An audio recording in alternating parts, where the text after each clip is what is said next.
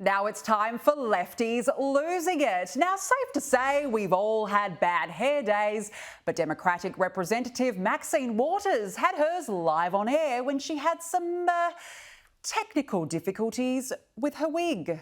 Democracy about the fate of the election, and yet Trump is not only winning, but winning increasingly by a larger margin. So what is the plan among Democrats to change that trajectory?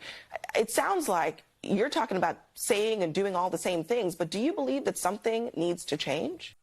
Watching Maxine desperately try and fix that Yorkshire Terrier on top of her head has truly been the highlight of the Democrat campaign so far.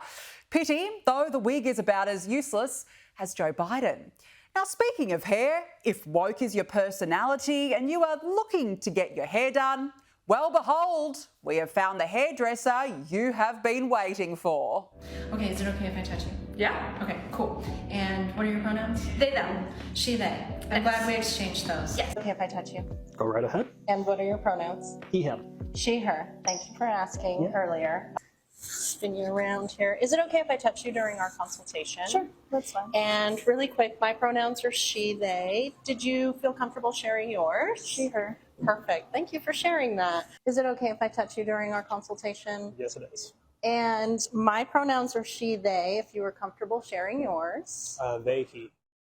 It's all very polite, isn't it? But I've got to ask, how else are you supposed to cut someone's hair if you can't touch them?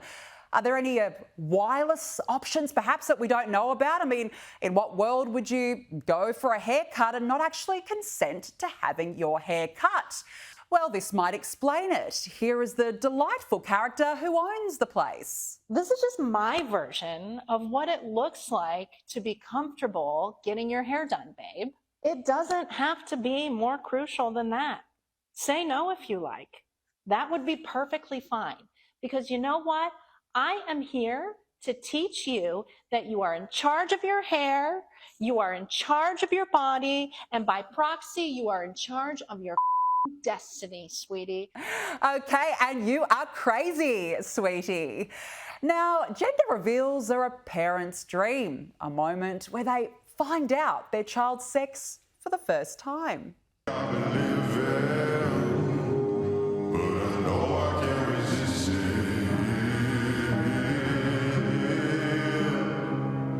Surprise! What a special moment for mum and dad. Look at what they've created together. They must be proud. Now it's time for more gender identity guessing games. How do you decide whether you're masculine, feminine, non-binary, or even identifying as an animal?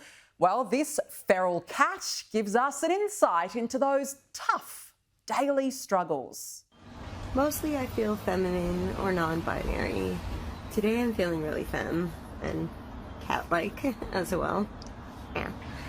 But I also feel masculine, mostly boyish. I don't ever really want a woohoo. I'm proud to have a hoo-ha. But I also, sometimes want to take these guys off. But other times I'm happy to have them. I love to play with them. I love them. Other days I want to tape them down. Look, it's tough, isn't it? I mean, most of us just have to decide what we eat for the day or what we wear, but not for these people. They have to decide whether to tape or not to tape. It's a real struggle, apparently. And it wouldn't be a lefties losing it without Chief Loon herself, Joy Reid, having yet another mentee bee over Donald Trump. All that matters in this election, the only thing that matters in this election, is keeping Donald Trump and Project 2025 out of power. Keeping that insane ideology of white Christian nationalism and white supremacy and white male Christian dominance out of power. Yes, the clown show just keeps rolling on with old Joycey Reid.